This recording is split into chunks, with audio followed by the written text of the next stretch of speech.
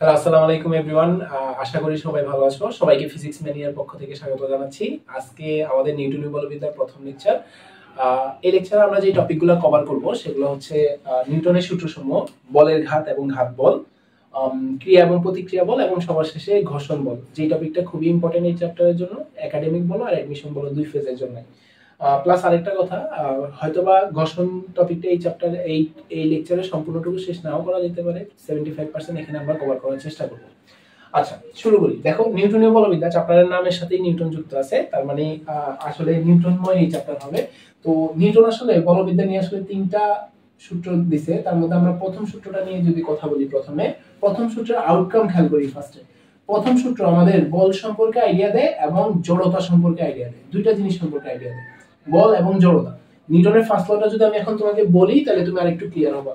যেমন নিউটন বলছে কি, বাহ্যিক কোনো বল প্রয়োগ না করলে, তার মানে দেখছো বলের কথাটা চলে আসছে, তার মানে বাহ্যিক কোনো বল প্রয়োগ না করলে স্থির বস্তু আজীবন স্থির থাকবে এবং গতিশীল বস্তু সুষম গতিতে চলতে থাকবে। তার মানে বাহ্যিক কোনো বল প্রয়োগ না করলে বলের আইডিয়া দিল, আর এই যে স্থির বস্তু স্থির থাকবে আর গতিশীল বস্তু গতিশীল থাকবে, এটা হচ্ছে বস্তুর জড়তা। এগুলো 9-10 এর বেসিক, তোমরা একটু রিভিশন দিয়ে নিবা, তাহলে তোমাদের চলে আসবে।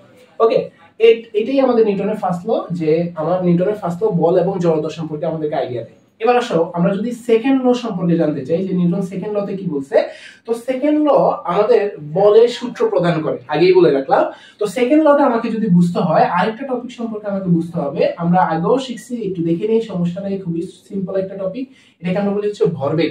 ভরবেগকে আমরা বলি ইংরেজিতে বলি হচ্ছে মোমেন্টাম, প্রকাশ করি হচ্ছে আমাদের পি দিয়ে। তো ভরবেগ নাম শুনলেই বুঝতে পারতেছো, ভর আর বেগের গুণফল। তার মানে ভরকে যদি তুমি এম দিয়ে নোট করো আর বেগকে যদি বি দিয়ে প্রকাশ করো, তাহলে ভরবেগ হবে পি ইজ ইকুয়াল টু হচ্ছে আমাদের এম বি। এটাকে আমরা বললেই হচ্ছে ভরবেগের রাশিমালা। একক যদি খেয়াল করে দেখো, ভরের একক হচ্ছে আমাদের কেজি আর বেগের একক হচ্ছে আমাদের মিটার পার সেকেন্ড। তার মানে ভরবেগের একক হবে কেজি মিটার পার সেকেন্ড। খুবই সিম্পল। এখন আসলে আরেকটু একটা সিনারিও খেয়াল করতে হবে আমাকে, যদি নিউটনের সেকেন্ড ল সম্পর্কে বুঝতে হয়। সিনারিওটা কি, এম ভরের একটা বস্তু আছে যার আদি বেগ হচ্ছে আমাদের ইউ। তার মানে এটা হচ্ছে আমাদের একটা এম ভরের বস্তু যার আদি বেগ হচ্ছে আমাদের ইউ। তাকে আমি এফ বল প্রয়োগ করছি। তার মানে কি করছি বলতো, এই পাশ থেকে এসে ধাক্কা দিছি, এই বস্তুটাকে ধাক্কা দিছি। ধাক্কার ফলে কি হবে, বেগের পরিবর্তন হবে, ত্বরণ প্রাপ্ত হবে। অ্যাকচুয়ালি উল্টা, ত্বরণ প্রাপ্ত হবে, তার মানে কি বেগের পরিবর্তন হইতেছে। তার মানে কিছুক্ষণ পরে এই বস্তুটার ভর তো চেঞ্জ হবে না, ভর এখনো এম, তার মানে বেগের পরিবর্তন হয়ে গেছে, বেগ হয়ে গেছে কি বলেন তো আমাদের ভি। খুবই স্ট্রেট ফরওয়ার্ড একটা সিনারিও। আমাদের ইউ আদি বেগ বিশিষ্ট এম ভরের একটা বস্তু আছে, তার উপরে এফ পরিমাণ বল প্রয়োগ করছি, টি সময়, একটা নির্দিষ্ট সময় টি সময় পরে বস্তুটা শেষ বেগ হয়ে গেছে হচ্ছে আমাদের ভি। এখন আসো, মাত্র যে থিওরিটা পড়ছি সেটা যদি আমরা অ্যাপ্লাই করি, এই যে আদি অবস্থানে তার যে আদি বেগ আছে, তার জন্য যে আদি ভরবেগ, সেটাকে আমরা বলতেছি ভর ইনটু আদি বেগ গুণফল। তাহলে এটা হবে কি বলেন তো আমাদের আদি ভরবেগ। ওকে, এবার আসেন শেষ বেগ দিয়ে যখন আমি ভরকে গুণ করব, তখন যেটা পাবো ভর আর বেগের গুণফল, এটাকে বলবো হচ্ছে শেষ ভরবেগ। তার মানে এটা হচ্ছে আমাদের আদি ভরবেগ আর এটা হচ্ছে আমাদের শেষ ভরবেগ। এখন আমি যদি বলি ভরবেগের পরিবর্তনটা কত হয়েছে, আমরা জানি পরিবর্তন কিভাবে বের করি, শেষ থেকে আদি বিয়োগ করি। তার মানে শেষ ভরবেগ থেকে যদি আমরা আদি ভরবেগকে বিয়োগ করি, তাহলে দেখেন এম ভি মাইনাস হচ্ছে আমাদের এম ইউ, তাহলে এটা হবে হচ্ছে আমাদের ভরবেগের পরিবর্তন। এখন আসো, আমরা যদি জানতে চাই যে ভরবেগের পরিবর্তনের হার কি, এখন হার সম্পর্কে যদি তোমার আইডিয়া নিতে হয়, তাহলে জিনিসটা হলো এরকম, টি সময়ে ভরবেগের পরিবর্তন হয়েছে এমবি মাইনাস এমইউ। তাহলে একক সময় বা এক সেকেন্ডে ভরবেগের পরিবর্তন হবে হচ্ছে MV minus MU divided by হচ্ছে আমাদের টি। যখনই আমি কোন রাশিকে টি সময় দিয়ে ভাগ করি, তখন ওই রাশির হার বের হয়। যেমন এই যে ভরবেগের পরিবর্তনের হার হলো এটা। এখন ভরবেগের পরিবর্তনের হারটা যদি আমরা বুঝতে পারি, তাহলে আসলে আমরা নিউটনের সেকেন্ড লটা পড়ার জন্য একদম মোটামুটি রেডি। সেটা কি বলতো দেখি, আমাকে নিউটন বলছে যে বস্তুর ভরবেগের পরিবর্তনের হার তার উপর প্রযুক্ত বলের সমানুপাতিক। কি বলছি, বস্তুর ভরবেগের পরিবর্তনের হার, এই যে ভরবেগের পরিবর্তনের হার তার উপর প্রযুক্ত বলের সমানুপাতিক। এখন আসো, আমরা এফ সমানুপাতিক, এখানে যদি এম কে কমন নেই, দেখবে এখানে এম কে যদি কমন নেই, এখানে থাকবে ভি, এখানে থাকবে ইউ, তার মানে ভি মাইনাস ইউ, আর নিচে আসছে হচ্ছে আমাদের টি। এখন এটা একটু পরিচিত পরিচিত লাগবে, বেগের পরিবর্তন বাই সময়, এটাকে আমরা ত্বরণ বলতাম। তাহলে দেখো, আমরা এফ সমানুপাতিক আমরা লিখতে পারবো এম ইনটু হচ্ছে এখানে তো এই যে V minus U divided by T এর জায়গায় লিখে দিলাম হচ্ছে ত্বরণ এ। তার মানে আমরা পাইলাম কি বলতো, এফ সমানুপাতিক হচ্ছে আমাদের এম এ। আমরা জানি সমানুপাতিক চিহ্নকে যদি আমরা উঠাই দিই তাহলে একটা সমান চিহ্ন আসবে আর একটা সমানুপাতিক ধ্রুবক আসবে। তার মানে খেয়াল করে দেখো এখান থেকে আমরা পাবো f ইজ ইকুয়াল টু সমানুপাতিক ধ্রুবক k ইনটু হচ্ছে আমাদের m ইনটু হচ্ছে আমাদের a। তো এটা প্র্যাকটিক্যালি দেখা হয়েছে যে এখানে k এর মানটা আসে হচ্ছে 1, তখন আমরা এখান থেকে পাই হচ্ছে f ইজ ইকুয়াল টু হচ্ছে আমাদের m a, যেটা আমরা 9 10 বড় ছোটবেলায়ও আসলে বড় আপুদের বা ভাইদের বইতেও আমরা দেখছি f ইজ ইকুয়াল টু কি বলেন তো আমাদের m a। এটাই হচ্ছে আমাদের নিউটনের সেকেন্ড ল থেকে প্রাপ্ত বলের রাশিমালা। তার মানে নিউটনের ফার্স্ট ল আমাকে বল এবং জড়তা সম্পর্কে আইডিয়া দেয়, আর নিউটনের সেকেন্ড ল আমাকে বল পরিমাপের রাশি প্রদান করে। এটা নৈমিত্তিকও আসে। খুব সিরিয়াসলি কয়েকটা কোশ্চেনও আছে যেটা 19 আমরা করে আসছি। আমরা যখন প্রবলেম সলভিং ফেজে যাব তখন এই প্রবলেমগুলো একটা দিয়ে সলভ করব। ওকে, আচ্ছা তাহলে এখন পর্যন্ত আমরা কি কি পাইছি? আমরা পাইছি নিউটনের ফার্স্ট ল পাইলাম, আর হচ্ছে আমাদের নিউটনের সেকেন্ড ল পাইছি। নিউটনের থার্ড লটা এর চেয়েও বেশি সহজ।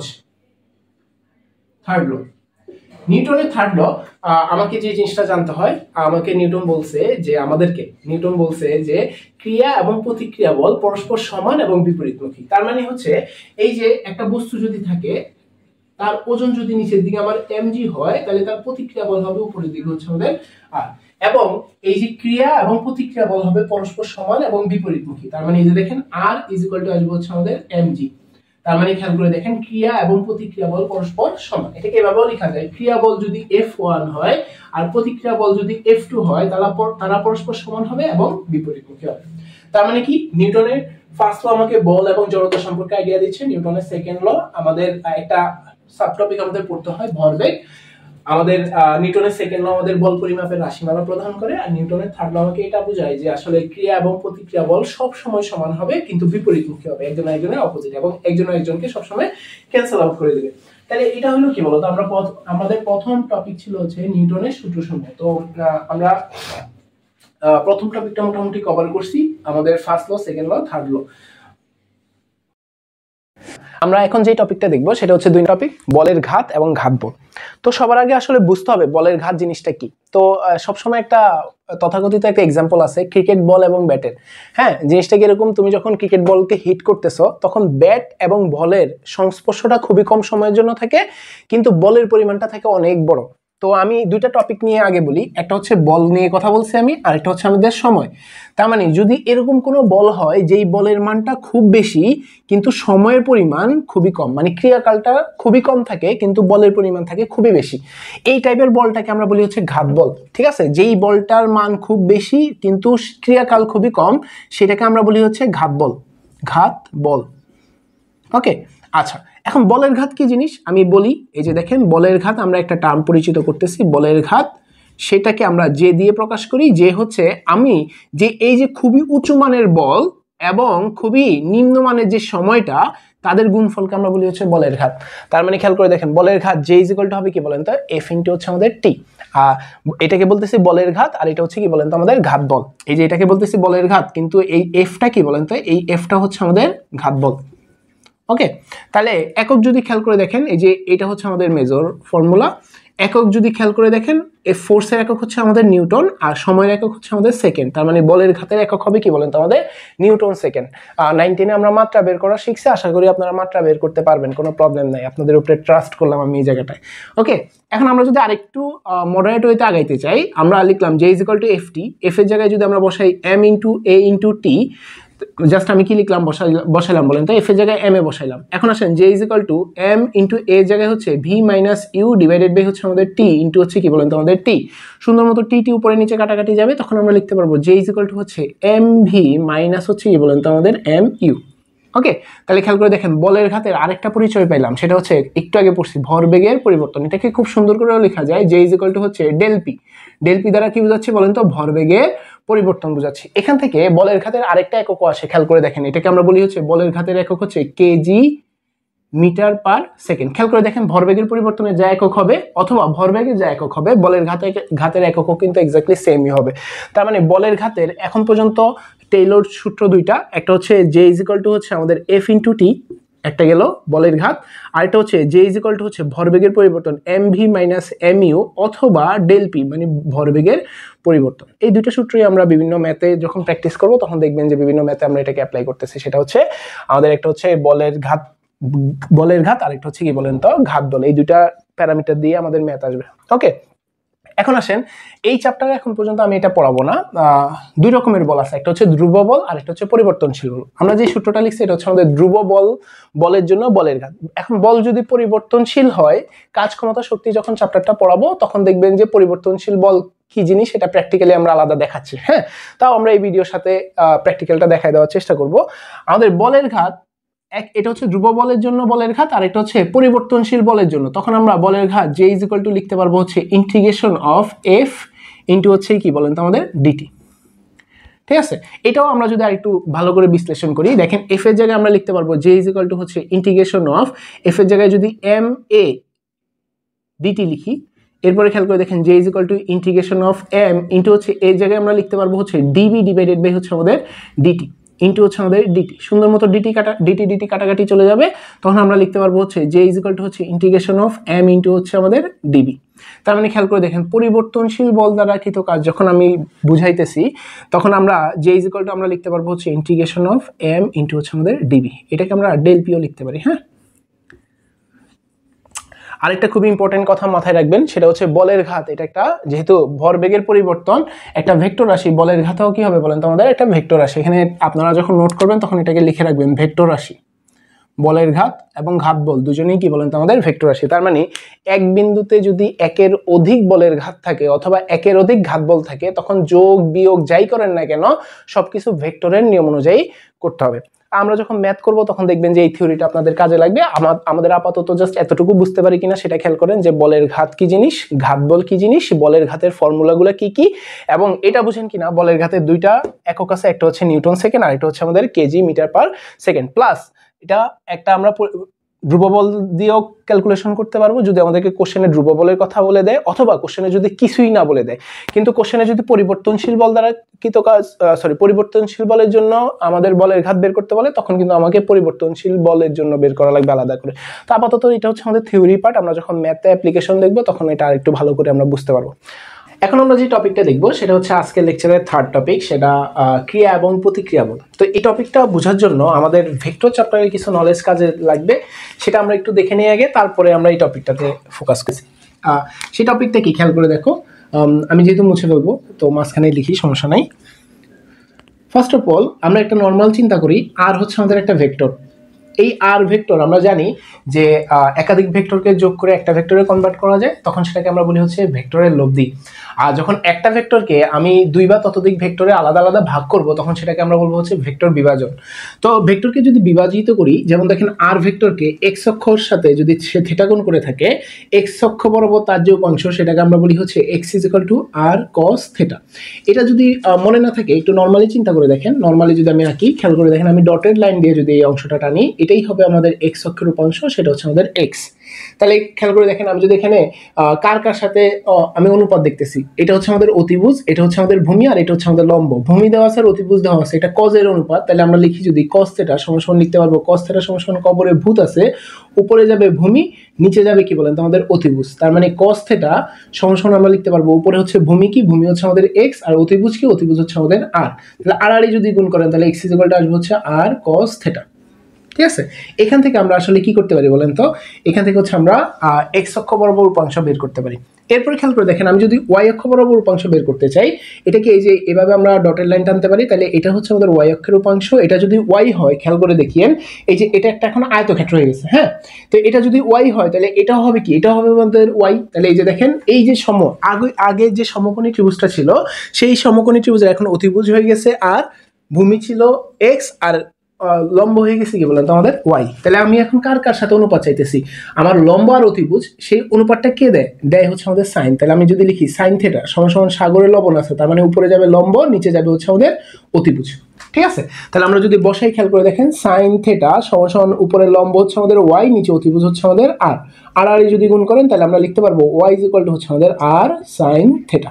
তাহলে এই যে দেখেন আমি আসলে কি করলাম, আমার যে আর মানে যে ভেক্টরটা ছিল সেটাকে এক্স অক্ষ এবং ওয়াই অক্ষতে ভাগ করে দিলাম। এক্স অক্ষের উপাংশকে বলতেছে আর কস থিটা, আর ওয়াই অক্ষের উপাংশকে বলতেছে হচ্ছে কি বলেন তো আমাদের আর সাইন থিটা। তো এটা হলো আমাদের ভেক্টর চ্যাপ্টারের থিওরি, যেটা আমাদের এখানে কাজে লাগবে। সাথে আমি একটা জিনিস অ্যাডিশন করতে চাই, সেটা হচ্ছে কি আমার যে কোনো ভাবে থাকতে পারে। এই যে দেখেন একটা ভেক্টর যদি x হয় বা একটা ভেক্টর যদি a হয়, সেটা যদি এই বরাবর একটা উপাংশ চাই, সেটা থিটা কোণে হেলানো একটা লাইনের সাথে আমি বলছি a এর উপাংশ কত। মনে রাখবেন, আমি যদি এটাকে x অক্ষ y অক্ষ নিতে চাই, এখন আপনি বুঝতে পারতেছেন না কোনটা x অক্ষ কোনটা y অক্ষ।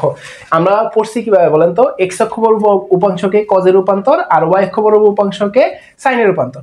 তো আমি এখানে তো বুঝতেছি না কোনটা x অক্ষ কোনটা y অক্ষ। জাস্ট একটা জিনিস মাথায় রাখবেন, যেই লাইনের সাথে আমার থিটা থাকবে সেই লাইনটাকে আমরা cos এর লাইন বলবো। তাহলে এই যে দেখেন a cos থিটা, আর অপোজিট লাইনটাকে আমরা বলবো হচ্ছে a sin থিটা। ঠিক আছে, তাহলে আর আমার x অক্ষ কোনটা y অক্ষ কোনটা এই জিনিসগুলো আমার মাথায় আনতে হয় না। জাস্ট আমার মাথায় রাখতে হবে যেই লাইনের সাথে আমার থিটা থাকবে সেটাকে আমরা বলবো cos এর লাইন, আর যেই লাইনের সাথে আমার থিটা থাকবে না সেটাকে আমরা বলবো হচ্ছে sin এর লাইন। এতটুকু নলেজ যদি থাকে আমাদের ভেক্টরের, তাহলে আমরা এই টপিকটা পড়ার জন্য রেডি।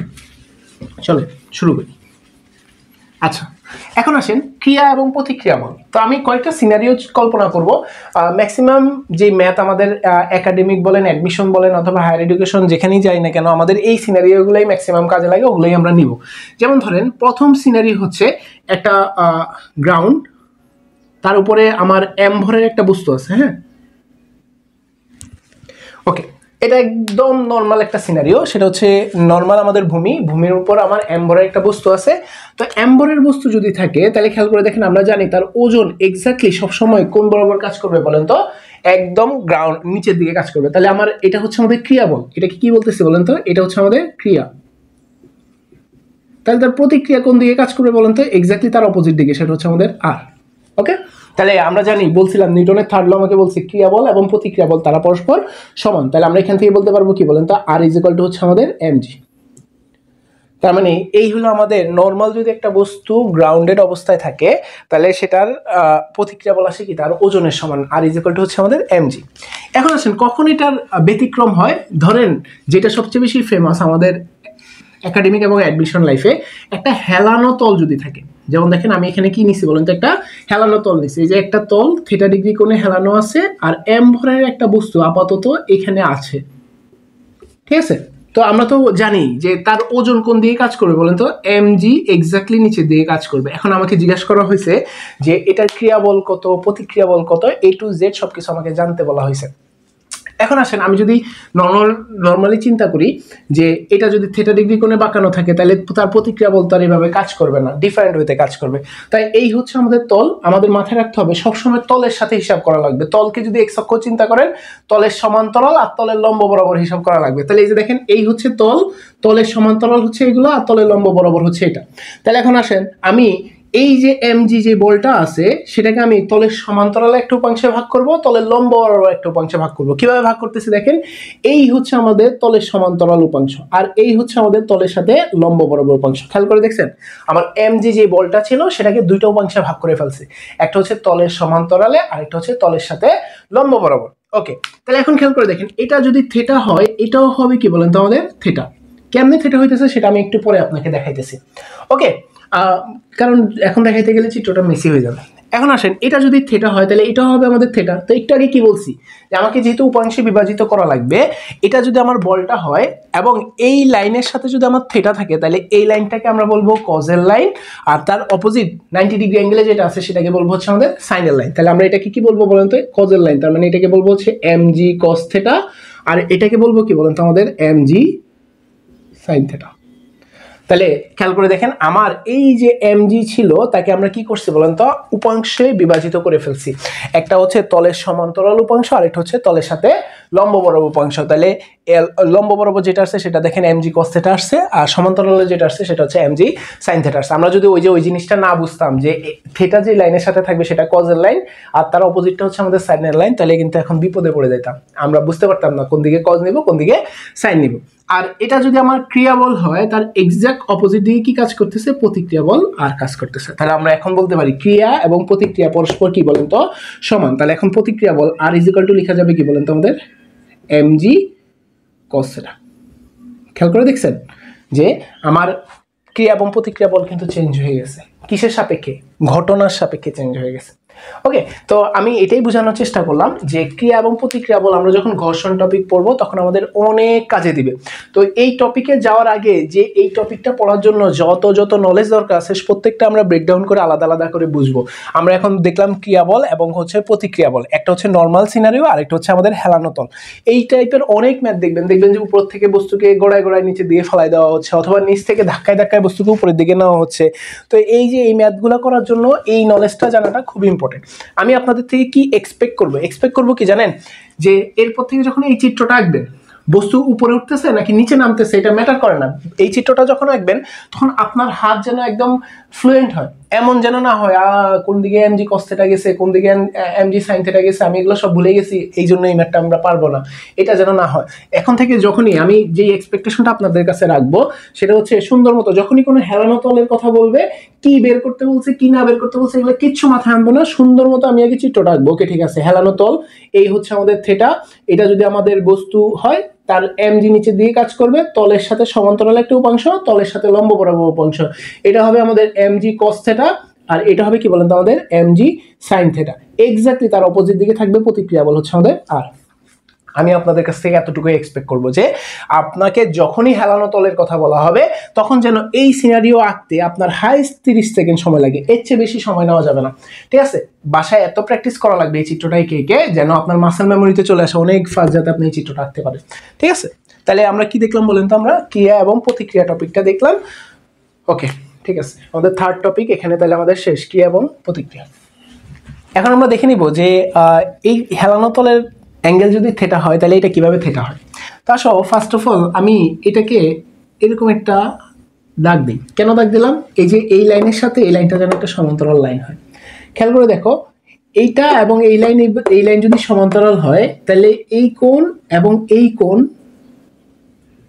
এই কোণ তার হবে পরস্পর একান্তর কোণ, এটা হবে কি বলতো আমাদের থিটা। হ্যাঁ, এটা যদি থিটা হয়, খেয়াল করে দেখেন, এটা যদি থিটা হয় আর এই পুরো অ্যাঙ্গেলটা যদি 90 ডিগ্রি হয় তাহলে বাকি অংশটা হবে হচ্ছে আমাদের 90 degree minus theta, 90 degree minus theta. Okay আচ্ছা, আবার খেয়াল করে দেখেন, এটা যদি আপনার পুরো অংশটা ধরে নেন, এটা যেহেতু আপনি বের করবেন তো এটাকে আমি ধরে নিলাম হচ্ছে আমাদের এ, এটা জানি না এখনো কি এই অ্যাঙ্গেলটার মান কত এটা আমি জানি না। তো এটা যদি থিটা হয়, খেয়াল করে দেখেন এটা আবার একটা 90 ডিগ্রি অ্যাঙ্গেল, তার মানে এটা হবে কত বলেন তো আমাদের 90 ডিগ্রি মাইনাস হচ্ছে আমাদের থিটা। ওকে, এখন আসেন সবগুলো অ্যাঙ্গেলকে যদি যোগ করেন, খেয়াল করে দেখেন এটা এই যে এই লাইনটার কথা চিন্তা করে দেখেন, এই লাইনটা তো একটা 100 কোণ মানে 180 ডিগ্রি।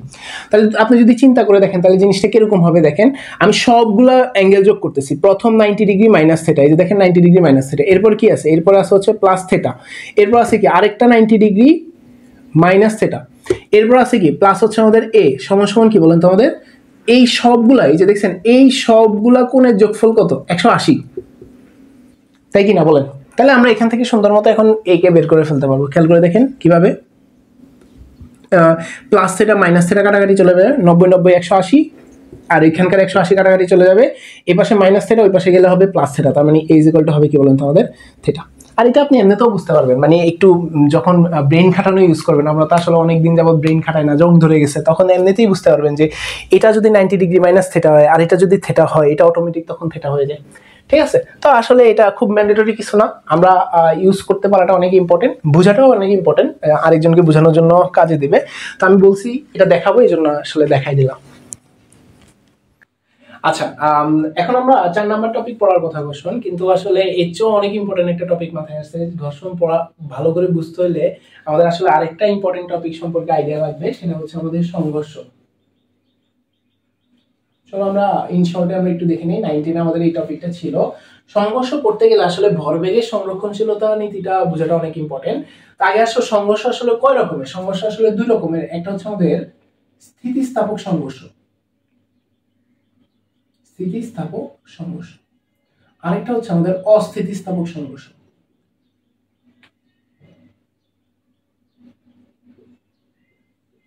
আচ্ছা, এখন আসলে আমি যখন নিজে পড়তাম তখন অনেক প্যাচে ফেলতাম যে নিচে কোনটা আসলে স্থিতিস্থাপক সংঘর্ষ কোনটা আসলে অস্থিতিস্থাপক সংঘর্ষ। তো আসলে আগে একটা মারামারি লাগাই, সেটা দেখো এই হচ্ছে আমাদের দুইটা বল ছিল, একটা হচ্ছে আমাদের তার ভর ছিল m1, তার বেগ ছিল হচ্ছে আমাদের u1, আরেকটা বল ছিল তার ভর হচ্ছে আমাদের m2 আর আদি বেগ হচ্ছে আমাদের u2। তারা দুজনেই সেম ডাইরেকশনে যাচ্ছিল। এখন হয়েছে কি, যেহেতু U1 এর বেগ বেশি, U2 এর বেগ কম, একজন একজনের সাথে ধাক্কা খাবে বা সংঘর্ষ হবে। তো সংঘর্ষ হওয়ার পরে তাদের অবস্থা খেয়াল করে দেখো, তার ভরের কোনো পরিবর্তন নাই, তার বেগ পরিবর্তিত হয়ে গেছে V1। তার মানে তার আদি বেগ ছিল U1, এখন শেষ বেগ হয়ে গেছে কি V1। এরপরে খেয়াল করে দেখেন, আমার আদি বেগ ছিল হচ্ছে আমাদের U2 M2 ভরের, এখন শেষ বেগ হয়ে গেছে কি বলেন তো আমাদের V2। তার পরস্পর সেম দিকে যাচ্ছে। মানে কি, খুবই সিম্পল একটা সিনারিও, অনেক আহামরি কঠিন কোনো কিছু না। নরমালি দুইটা বস্তু মুভ করতেছিল, আমারও সেম কোশ্চেন মাথায় আছে, বস্তু বড় হয়ে গেছে, ঠিক আছে। আচ্ছা, এটা হাতের আকার ভুল, কিন্তু আসলে ভর কোনো চেঞ্জ হয়নি। আচ্ছা, তার মানে এমন বস্তু আদি বেগ U1 থেকে শেষ বেগ হয়ে গেছে কি V1, M2 বস্তু আদি বেগ U2 থেকে শেষ বেগ হয়ে গেছে কি বলেন তো V2। তার মানে ভরবেগের পরিবর্তন হয়েছে, মাঝখানে একটা সংঘর্ষ হয়েছে, সংঘর্ষ। ওকে, আচ্ছা এখন আসেন আমরা যদি ভরবেগের হিসাব করি, খেয়াল করে দেখেন আদি ভরবেগ m1 u1 প্লাস হচ্ছে কি বলেন তো আমাদের m2 u2। তার মানে এটা দ্বারা কি বোঝাচ্ছে, সংঘর্ষের আগে বস্তুটার মোট ভরবেগ।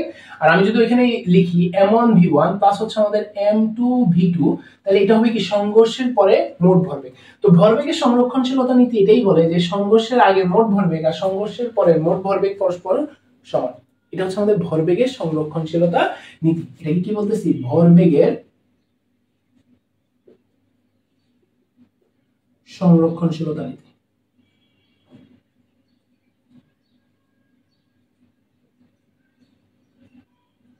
ঠিক আছে, এটা হচ্ছে আমাদের ভরবেগের সংরক্ষণশীলতা নীতি, যে যে কোনো ঘটনা ঘটার আগের ভরবেগ আর ঘটনা ঘটার পরের ভরবেগ সবসময় সমান। এটার অনেক ম্যাথ করবো, দেখবা বালু পড়ে যাচ্ছে ট্রাক থেকে, তারপরে নৌকার দুই পাশ থেকে দুজন জাম দিতেছে, এক পাশ থেকে জাম দিতেছে, তখন নৌকা কি হবে, বন্দুকের গুলি, সবকিছু আসলে ভরবেগের সংরক্ষণশীলতা নীতি মেনে চলে।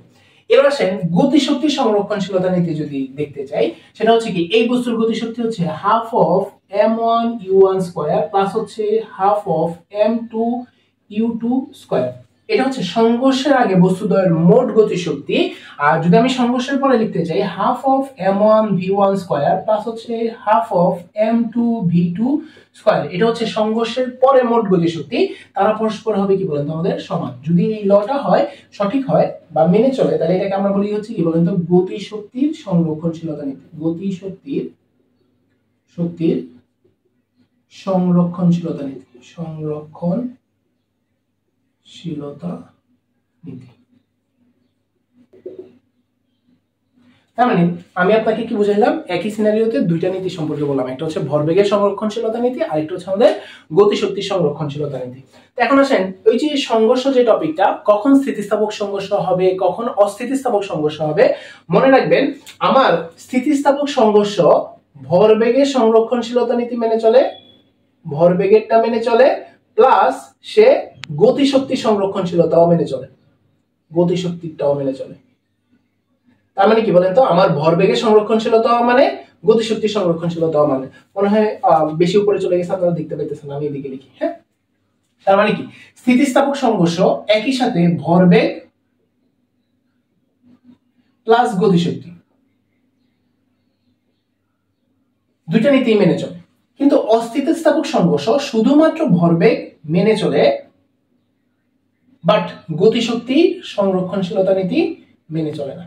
আজকে থেকে একদম ক্লিয়ার হয়ে যাবেন। আমার মতো আমি যখন পড়তাম তখন অনেক কনফিউশনে থাকতাম যে কখন স্থিতিস্থাপক সংঘর্ষ, কখন অস্থিতিস্থাপক সংঘর্ষ। খুবই সিম্পল, স্থিতিস্থাপক সংঘর্ষ কখন হবে, যখন উভয় নীতিটা মেনে চলবে, ভরবেগের সংরক্ষণশীলতা নীতিও মেনে চলবে, গতিশক্তি সংরক্ষণশীলতা নীতিও মেনে চলবে। আর অস্থিতিস্থাপক কখন হবে, যখন ভরবেগের সংরক্ষণশীলতার নীতি মেনে চলবে, বাট গতিশক্তিটা মেনে চলবে না। এখন যখন স্থিতিস্থাপক সংঘর্ষ হবে, 9 10 আপনাদের বইতে দেখবেন স্থিতিস্থাপক সংঘর্ষের বেলায় এই দুইটা সূত্রই যেহেতু প্রযোজ্য, কি বলছি বলেন তো, এই দুইটা সূত্রই যেহেতু প্রযোজ্য, এখান থেকে v1 এর জন্য একটা সমীকরণ বের হয়, মানে প্রথম বস্তুর শেষ বেগ, v2 এর জন্য আরেকটা সমীকরণ বের হয়, সেটা হচ্ছে আমাদের দ্বিতীয় বস্তুর শেষ বেগ। 9 10 এর বইতে আছে, একটু দেখে নেবেন, আমি একটু পরে লিখে দেব আপনাদেরকে। আসলে এটা আবার দেখে দেখে লিখে লাগবে, কারণ আমি নিজেও মনে থাকে না। আপনারা তো পরীক্ষা দিবেন, আপনাদের একটু কষ্ট করে মনে রাখতে পারলেই হয়েছে, আমার মনে রাখাটা এত ম্যান্ডেটরি কিছু না। ওকে, আচ্ছা লিখে দিয়ে আপনাদেরকে।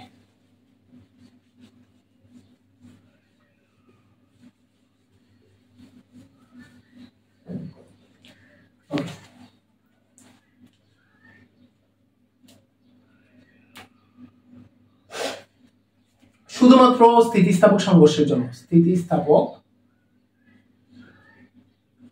সংঘর্ষের বেলায় জন্য, মানে এই যে সংঘর্ষ হইলো, সংঘর্ষের পরের বেগ v1 সমান সমান হবে হচ্ছে m1 minus m2 divided by হচ্ছে আমাদের m1 প্লাস m2 ইনটু হচ্ছে আমাদের u1, ওকে, প্লাস হচ্ছে আমাদের 2m2 ডিভাইডেড বাই হচ্ছে m1 প্লাস হচ্ছে আমাদের m2 ইনটু হচ্ছে আমাদের u2। আর দ্বিতীয় বস্তুর শেষ বেগ সেটা আসবে হচ্ছে আমাদের 2m1 ডিভাইডেড বাই আসবে হচ্ছে আমাদের m1 প্লাস হচ্ছে আমাদের m2 ইনটু হচ্ছে আমাদের u1 প্লাস হচ্ছে m2 minus m1 divided by m1 plus হচ্ছে আমাদের m2 ইনটু হচ্ছে আমাদের u2। হ্যাঁ, সূত্রটা আসলে একটু বড়।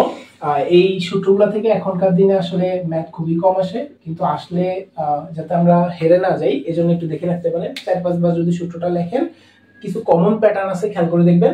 এই যে m1 minus m2 divided by m1 plus m2, যখন v1 নেবেন e1 এর সাথে এটা গুণন হবে, যখন v2 নেবেন তখন e2 এর সাথে গুণন হবে। যেহেতু 2 এজন্য এখানে m2 মাইনাস m1 হয়ে যাবে।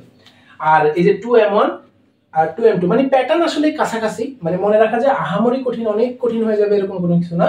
মানে আপনি পরীক্ষা দিবেন এজন্য আপনার মনে রাখাটা বেশি ইম্পর্টেন্ট, আমি আসলে মনে না রাখলেও চলবে। আচ্ছা, তাহলে আমরা কি বললাম, আমরা আসলে ঘর্ষণ টপিকটা পড়ার আগে কয়েকটা ইমিডিয়েট টপিক পড়া দরকার। সংঘর্ষ হচ্ছে তাদের মধ্যে একটা। সংঘর্ষ আসলে দুই রকম, একটা হচ্ছে স্থিতিস্থাপক সংঘর্ষ আর একটা হচ্ছে অস্থিতিস্থাপক সংঘর্ষ। স্থিতিস্থাপক সংঘর্ষের বৈশিষ্ট্য কি, সে ভরবেগের সংরক্ষণশীলতা সূত্র মেনে চলবে, আবার গতিশক্তি সংরক্ষণশীলতা সূত্র মেনে চলবে। আর এই দুইটা সূত্রকে কাজে লাগায় স্থিতিস্থাপক সংঘর্ষের জন্য সংঘর্ষের পরে বস্তুর শেষ বেগ, বস্তুদ্বয়ের শেষ বেগের সূত্র দুইটা বের হয়েছে, ওকে। আর অস্থিতিস্থাপক সংঘর্ষ আসলে খুবই সিম্পল, রিয়েল লাইফে অস্থিতিস্থাপক সংঘর্ষই বেশি। সেটা হচ্ছে কি বলেন তো, ভরবেগের সংরক্ষণশীলতা মেনে চলবে, বাট গতিশক্তি সংরক্ষণশীলতা নীতি সে মেনে চলবে না, ওকে। এখন আসেন আমরা ঘর্ষণ পড়ার জন্য আরো একটা টপিকের খুব দরকার, সেটা হচ্ছে সাম্য বল এবং অসাম্য বল। এই টপিকটা আমরা একটু দেখে নিই, এবং খুবই সুন্দর একটা জিনিস।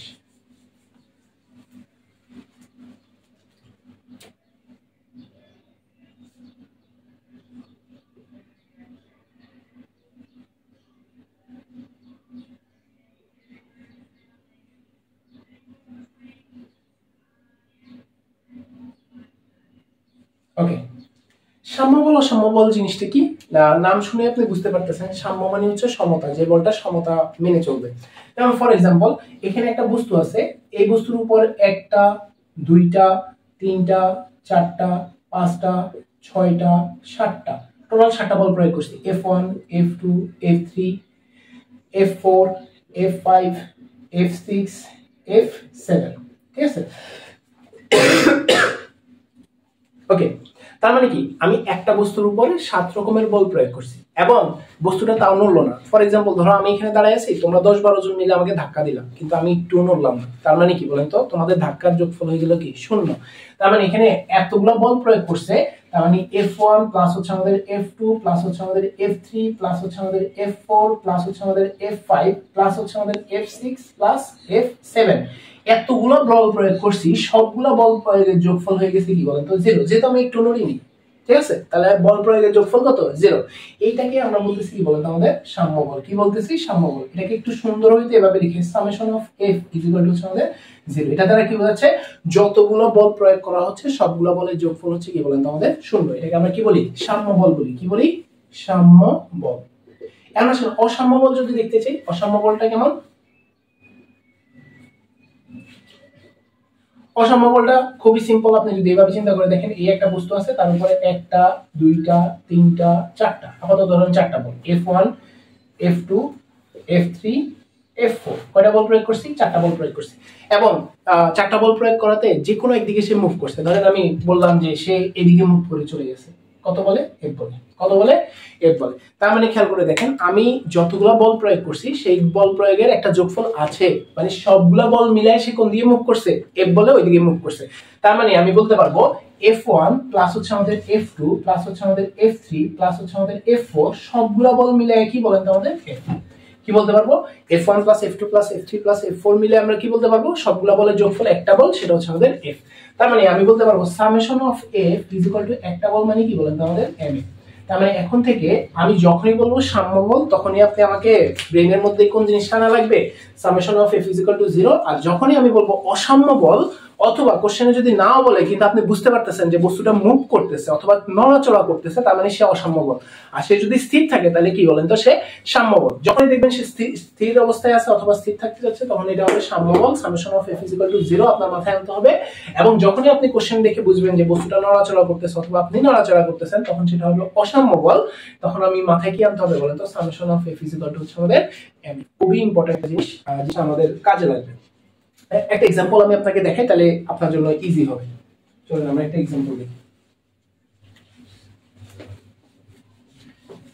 এক্সাম্পল দেখবো, চলো আমরা আসলে একটা এক্সাম্পল দেখি যে সাম্য অসাম্য বল আসলে রিয়েল লাইফে আমরা কিভাবে অ্যাপ্লাই করতে পারি অথবা ম্যাথমেটিক্যাল লাইফে আমরা কিভাবে অ্যাপ্লাই করতে পারি। ফর এক্সাম্পল ধরো এই হচ্ছে আমাদের গ্রাউন্ড, হ্যাঁ, গ্রাউন্ডের উপরে আমার m ভরের একটা বস্তু আছে, এই হচ্ছে আমি গ্রাউন্ড দিলাম। বস্তুর ওজন কোন দিকে কাজ করবে বলতো, mg নিচের দিকে কাজ করবে। ওকে, ঠিক আছে। আর প্রতিক্রিয়া বল কোন দিকে কাজ করতেছে, প্রতিক্রিয়া বল কাজ করতেছে আমাদের উপরের দিকে। এখন খেয়াল করে দেখো বস্তুটা উপরের দিকেও যাচ্ছে না নিচের দিকেও যাচ্ছে না, ডানেও যাচ্ছে না বামেও যাচ্ছে না। তার মানে বস্তু আপাতত x অক্ষ এবং y অক্ষ উভয় অক্ষ বরাবর স্থির আছে। স্থির থাকা মানে কি বলছিলাম, বস্তু সাম্য অবস্থায় আছে। তাহলে তুমি এখানে বলতে পারো কি জানো, y অক্ষ বরাবর summation of f is equal to হচ্ছে আমাদের 0। কারণ কি আমি বলছিলাম মনে আছে কিনা তোমাদের, যে যখনই সাম্য বলের কথা বলবো তখনই আমরা বলতে পারবো summation of f is equal to হচ্ছে আমাদের 0। এখন সামেশন অফ f মানে কি, বল দুইটা কিন্তু বিপরীত দিকে। তার মানে একদিকের বলকে যদি পজিটিভ ধরো আরেক দিকের বল যেহেতু 180 ডিগ্রি অপোজিটে, তার মানে অপর দিকের বলটাকে ধরা লাগবে হচ্ছে আমাদের নেগেটিভ। তাহলে দেখো আমরা উপরের দিকের বলটাকে যদি পজিটিভ আর ধরি, নিচের দিকের বলটা হবে নেগেটিভ কি বলেন তো আমাদের mg, সমান হবে কি বলেন তো আমাদের 0। তার মানে এখানে r ইজ ইকুয়াল টু কি পাবো বলেন তো আমাদের mg পাবো। তো আসলে বলতে পারবো না যে স্যার অনেক বড় কিছু আবিষ্কার করে ফেলাইছি, এটা খুবই সিম্পল জিনিস। আপনি তো নরমালি বললেই হয়তো ক্রিয়া এবং প্রতিক্রিয়া বল পরস্পর সমান এবং বিপরীত, তার মানে আমরা কি বলতে পারবো r ইজ ইকুয়াল টু কি বলেন তো আমাদের mg। আসলে হয়েছে কি, আমরা সাম্য এবং অসাম্য বল যেহেতু টপিকটা পড়ছি, ওই টপিকটা সাপেক্ষে আমি আপনাকে দেখাইলাম যে এটা অন্যভাবেও চিন্তা করা যায়। আপনার চিন্তাটা একদম রাইট এবং এভাবেই চিন্তা করা উচিত যে স্যার এত দরকার নেই, অপোজিট দিকে আছে এবং তারা পরস্পর সমান, নিউটনের থার্ড ল বলছে, তার মানে একজন একজন ক্যান্সেল আউট করে দিবে, দুইজন পরস্পর সমান হবে। আমি এটাই বলছি, জাস্ট আমাদের পরের ম্যাথে এই জিনিসটা বা পরের চিত্রটাতে এই জিনিসটা কাজে লাগবে। চলো আমরা পরের চিত্রটা একটু দেখি জিনিসটা কেমন। দামি, আমরা বড় লোক, আমরা টিস্যু ইউজ করবো। আচ্ছা, এখন আসো পরের চিত্রটা কি। প্রথমটা দেখে একটু সহজ মনে হলো, পরেরটাই যে এরকম দেখো হেলানো তো। ওকে, খেয়াল করে দেখো আমার এটা যদি থিটা হয়, আমরা পড়ছিলাম হেলানো তলের বেলায় ক্রিয়া প্রতিক্রিয়া বল m ভরের একটা বস্তু এক্স্যাক্টলি কোন দিকে কাজ করে, তার ওজন mg নিচের দিকে কাজ করে। ফর এক্সাম্পল আমার এই m ভরের বস্তুটা নিচের দিকে গড়ায় গড়ায় পড়তেছে এবং আপনাকে কোশ্চেনে জিজ্ঞাসা করছে এই যে বস্তুটা গড়ায় গড়ায় পড়তেছে এই বস্তু কত ত্বরণে নিচের দিকে পড়তেছে। আবারও কোশ্চেনটা ঠান্ডা মাথায় শুনেন, দরকার হলে একটু পজ করে শুনেন যে আমার কি বলেন তো m ভরের বস্তুটা নিচের দিকে গড়ায় গড়ায় পড়তেছে, সিনারিও দিছে এরকম, আমাকে বলছে এই বস্তু কত ত্বরণে নিচের দিকে পড়তেছে সেটা বের করার জন্য। তো আমি আপনাদেরকে কি বলছিলাম বলেন তো, যখনই হেলানো তল দেখবো আমি তলের সমান্তরাল একটা উপাংশ নিব এবং তলের লম্ব বরাবর একটা উপাংশ নিব। আমার লম্ব বরাবর উপাংশটা আসে হচ্ছে আমাদের mg cos থিটা আর সমান্তরাল উপাংশটা আসে হচ্ছে আমাদের mg sin থিটা। ওকে, আর এই বরাবর অপোজিট দিকে কি থাকবে বলেন তো, প্রতিক্রিয়া বল আর থাকবে। আমি আপনাদেরকে রিকোয়েস্ট করছিলাম যে আপনাদের থেকে আমি এতটুকু এক্সপেক্ট করি যে হেলানো তল বলার সাথে সাথে এতটুকু চিত্র আপনি মাস্ট এঁকে ফেলবেন।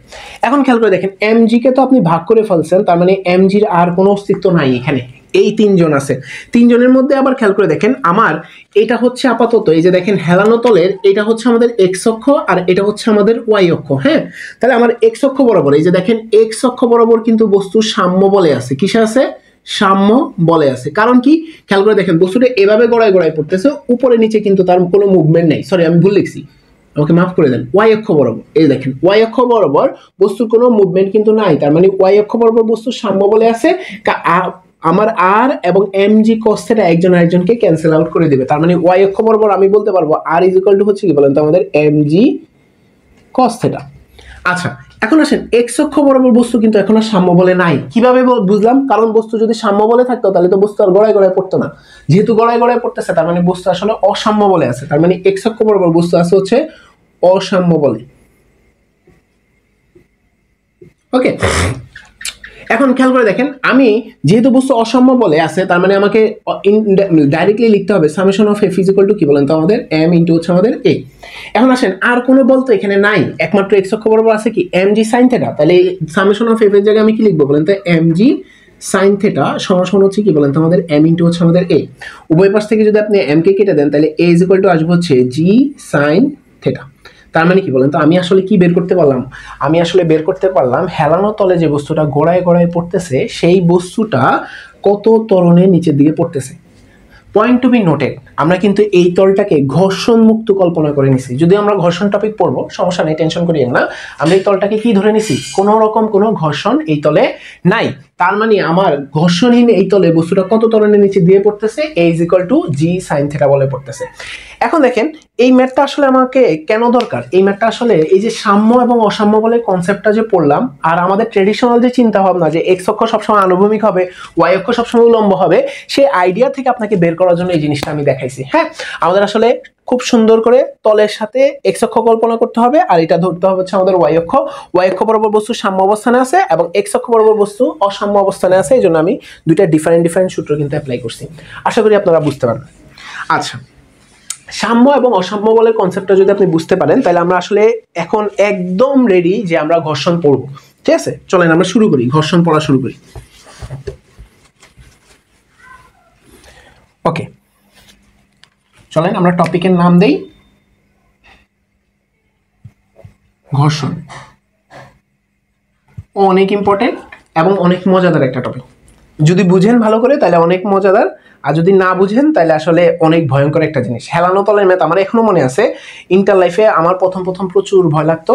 আর মনে রাখবা, যেই টপিকে তোমার ভয় লাগবে ওই টপিকে যদি তুমি বেশি পরিশ্রম করো, তাহলে ওই ভয়টা একদিন না একদিন চলে যাবে এবং ওই জিনিসটা তোমার কাছে ভালো লাগা শুরু করবে। তাই আমার ঘর্ষণ রিলেটেড ম্যাথ করতে এখন ভালো লাগে। আমি এক্সপেক্ট করবো যে আমার প্রত্যেকটা স্টুডেন্টও যে জিনিসের প্রবলেম, সেই জিনিসটা আরো বেশি ফোকাস করে ওই প্রবলেমগুলো দূর করে ফেলবে। তোমাদের মেন্টররা আশা করি তোমাদেরকে এই জায়গায় সাহায্য করবে।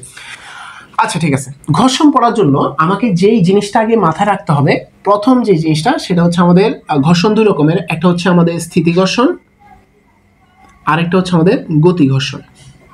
তো আসেন দুইটা জিনিস দেখাই আগে কি কি জিনিস, এই দুইটা জিনিস আগে বুঝেন কোনটা দ্বারা কি বোঝাচ্ছি। এই যে দেখেন, এই হচ্ছে আমাদের গ্রাউন্ড। এই গ্রাউন্ডে একটা বস্তু, এমভরের একটা বস্তু নর্মালি আছে।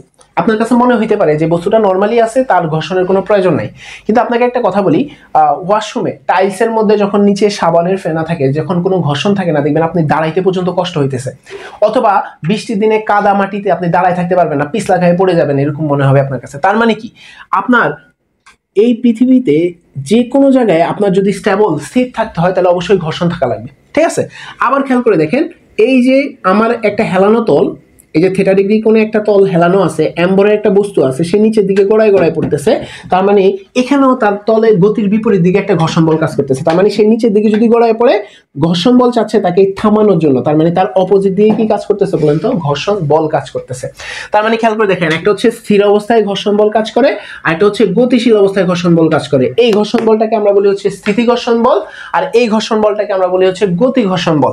স্থিতি ঘর্ষণ বলের সুন্দর নাম হচ্ছে এফ অফ এস, আর গতি ঘর্ষণ বলের সুন্দর নাম হচ্ছে এফ অফ কে। টেনশন করার কিছু নাই, দুইটা জাস্ট ডিফারেন্ট নাম, কাজ আসলে সেমই, গতিকে বাধা দেওয়া।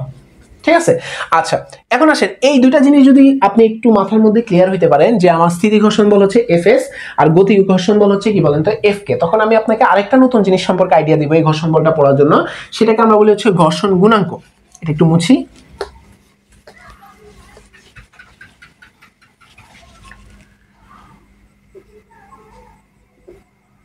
ঘর্ষণ গুণাঙ্ক, ঠিক আছে। ঘর্ষণ গুণাঙ্ক কি জিনিস? এটাকে আমরা মিউ দিয়ে প্রকাশ করি। সেটা হচ্ছে ঘর্ষণ বল এবং প্রতিক্রিয়া বলের যে অনুপাত, সেটাকে আমরা বলি হচ্ছে ঘর্ষণ গুণাঙ্ক। আবারও বলতেছি, আমার যেই তলে আছি সেই তলে ঘর্ষণ বল, আর ওই তলে ওই বস্তুর প্রতিক্রিয়া বলে যে অনুপাতটা হবে, সেটাকে আমরা বলি হচ্ছে ঘর্ষণ গুণাঙ্ক। এখন যেহেতু আমার ঘর্ষণ বল দুই রকমের, এফ অফ এস আর একটা হচ্ছে এফ অফ কে, তার মানে ঘর্ষণ গুণাঙ্ক হবে দুই রকমের। তার মানে মিউ এস সমান আসবে হচ্ছে F of S divided by হচ্ছে আমাদের আর, আরেকটা হবে কি বলেন তো, মিউ কে সমান হবে কি বলেন তো, F of K divided by হচ্ছে আমাদের আর। তার মানে খেয়াল করে দেখেন, একটা হচ্ছে আমাদের স্থিতি ঘর্ষণ গুণাঙ্ক, আর একটা হচ্ছে আমাদের গতি ঘর্ষণ গুণাঙ্ক। তার মানে মিউ এস কে তখন আমরা বলবো হচ্ছে স্থিতি ঘর্ষণ গুণাঙ্ক। ঘর্ষণ গুণাঙ্ক। আর মিউকে এটাকে আমরা বলবো হচ্ছে গতি ঘর্ষণ গুণাঙ্ক।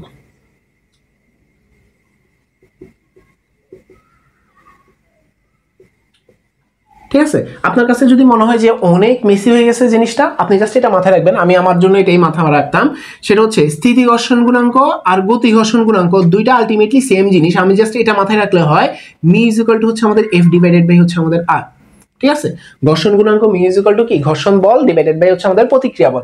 এই সূত্রটা কম কাজে লাগে, আমাদের যে সূত্রটা কাজে লাগে সেটা হচ্ছে ঘর্ষণ বল এফ ইজ ইকুয়াল টু হচ্ছে ঘর্ষণ গুণাঙ্ক ইনটু হচ্ছে আমাদের প্রতিক্রিয়া বল।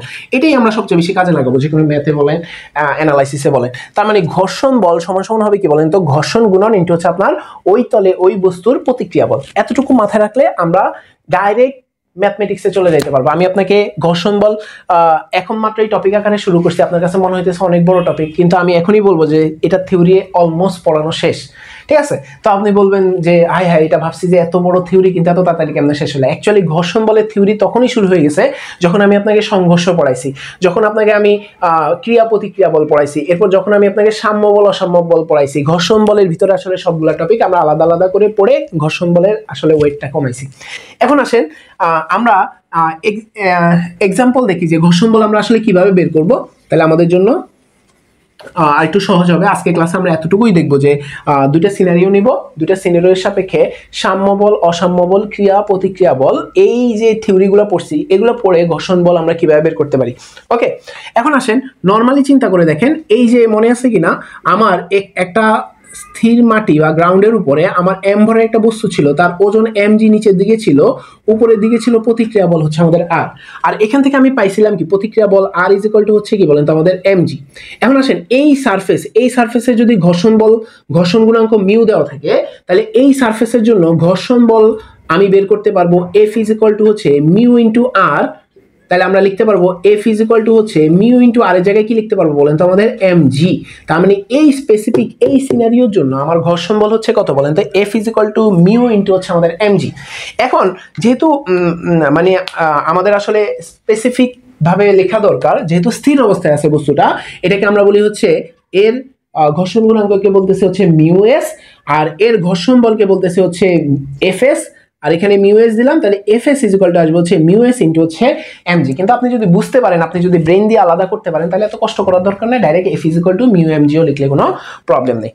ঠিক আছে, তার মানে আমি একটা সিনারিও দেখলাম মাত্র, কি বলছি বলেন তো, একটা সিনারিও মাত্র দেখলাম যেখানে একটা বস্তু স্থির অবস্থায় আছে, তার আসলে কি বের করছি বলেন তো, ঘর্ষণ বল বের করছি। কি দেওয়া ছিল বস্তুর ভর, আর কি বলেন তো ওই যে সারফেস আছে ওই সারফেসের ঘর্ষণ গুণাঙ্কটা আপনার কাছে দেওয়া ছিল।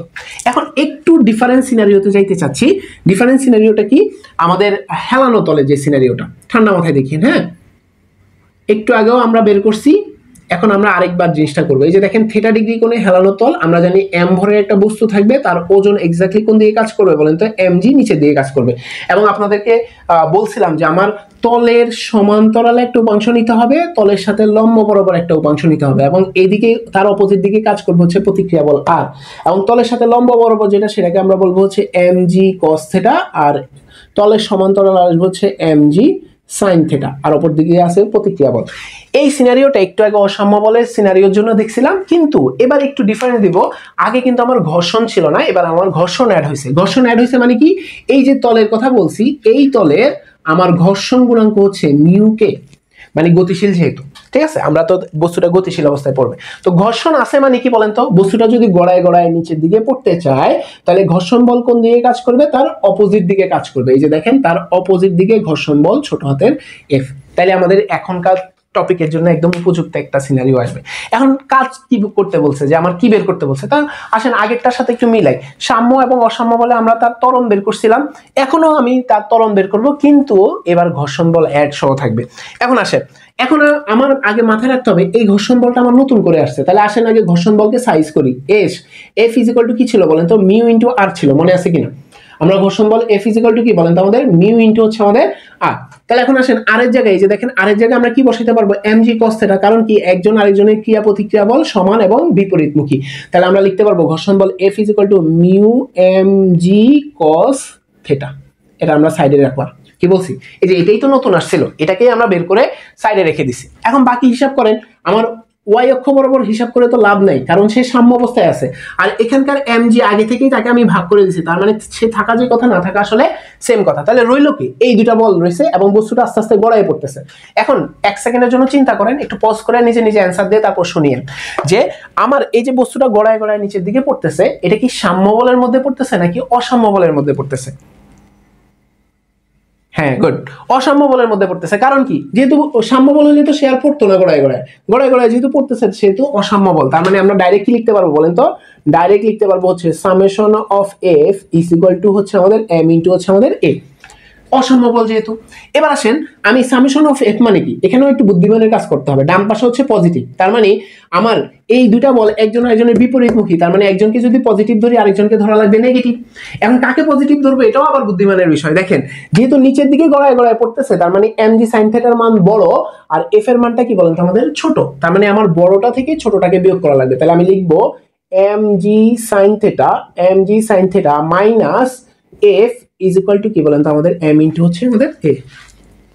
কত সহজ দেখছেন? এখন আসেন এফ এর ওই যে আগে থেকে বের করে রাখছে এফ কে, এখন আমাকে সাহায্য করবে। দেখেন এফ কে এসে বসাই দিব আমি জাস্ট এখানে, M G sine theta minus হচ্ছে আমাদের mu M G cos theta is equal to হচ্ছে আমাদের এম এ। উভয় পাশের এম গুলা কেটে দেন, তাহলে সুন্দর মতো এ ইজ ইকুয়াল টু আসবে দেখবেন জি সাইন থিটা মাইনাস হচ্ছে কি বলেন তো মিউ জি কস থিটা। কত সুন্দর একটা জিনিস দেখছেন? একটু মনে করে দেন, ব্রেনের উপরে একটু চাপ দেন। একটু আগেও বের করছেন আপনি ত্বরণ, তখন ত্বরণ কত ছিল? তখন ত্বরণ ছিল হচ্ছে শুধু A is equal to G sine theta. আপনি যদি একটু আগে দেখেন এ ইজ ইকুয়াল টু কি ছিল? জি সাইন থিটা ছিল। কিন্তু এখন ঘর্ষণ অ্যাড হওয়াতে, ঘর্ষণের কাজ কি? গতিকে বাধা দেওয়া। তার মানে দেখেন ঘর্ষণ অ্যাড হওয়াতে বস্তুর ত্বরণ একটু কমে গেছে। কতটুকু কমছে? মিউ জি কস থিটা বলছে। আমাদের এমন একটা অবস্থা হয়ে গেছে বুঝছেন, সিলি সিলি জিনিস আমরা বের করতে পারি না, ত্বরণ বের করতে পারি, কিন্তু কোশ্চেনে যদি নৈবিত্তিক এটা বলে দেয় যে আগে ঘর্ষণহীন অবস্থায় এবং ঘর্ষণযুক্ত অবস্থায় ত্বরণের পরিবর্তন কত, আরে বাবা খুবই সিম্পল, ত্বরণ কতটুকু কমে গেছে? মিউ জি কস থিটা কমে গেছে। তার মানে ত্বরণের পরিবর্তন কত বলেন তো আমাদের? মিউ জি কস থিটা। আবার কত সুন্দরে দেখবেন সম্পূর্ণ মান অপশনে নৈবিত্তিকে যদি আসে তাহলে জি সাইন থিটা এই পুরাটুকু অপশনে দেওয়া থাকবে, এরপরে মিউ জি কস থিটা অপশনে দেওয়া থাকবে, আর আমরা দাগায় আসবো পুরাটুকু। কিন্তু আপনাকে কোশ্চেনটা ভালো করে পড়া লাগবে যে কোশ্চেন কি বলছে। কোশ্চেনে যদি বলে যে বর্তমানে ঘর্ষণহীন এবং ঘর্ষণযুক্ত এই দুইটা অবস্থায় ত্বরণের পরিবর্তন কত যদি জানতে চাই, তাহলে আমরা কি লিখবো? কতটুকু পরিবর্তন হয়েছে বলেন তো? মিউ জি কস থিটা কি হয়েছে? কমে গেছে। এখন আসেন, আমরা আসলে এই 4টা টপিক এই লেকচারের ভিতরে কভার করার চেষ্টা করছি, যার মধ্যে ঘর্ষণ 80% কভার করা হয়েছে। আসলে ঘর্ষণের ম্যাথ ঘর্ষণ এমন একটা টপিক যেটা প্র্যাকটিস নির্ভর একটা টপিক। আপনি যত প্র্যাকটিস করবেন তত ঘর্ষণ টপিকটা ভালো লাগা শুরু করবে এবং আপনি একটা ভালো আন্ডারস্ট্যান্ডিং গঠন করতে পারবেন। এখন কয়েকটা ইন জেনারেল কথা বলবো, এরপরে এই 4টা টপিক যা যা পড়ানো হয়েছে আজকে লেকচারে তার উপর ম্যাথমেটিক্যাল লেকচার হবে, মানে আমরা বিভিন্ন ম্যাথ প্র্যাকটিস করবো এই টপিকগুলোর উপর। এই লেকচারটা দেখার সাথে সাথেই যেন আমরা প্রবলেম সলভিং ক্লাসে না চলে যাই, আমরা একটু হোল্ড করব, নিজেরা একটু নোট করার চেষ্টা করব, প্রত্যেকটা জিনিস ভালো করে বোঝার চেষ্টা করব। যদি না বুঝি আপনার যে মেন্টর আছে সেই মেন্টরের সাথে যোগাযোগ করবেন যে স্যার আমি এই জিনিসটা বুঝিনি, ভাইয়া অথবা আপু আমি এই জিনিসটা বুঝিনি, আমাকে আরেকটু ভালো করে বুঝাই দিলে ভালো হবে।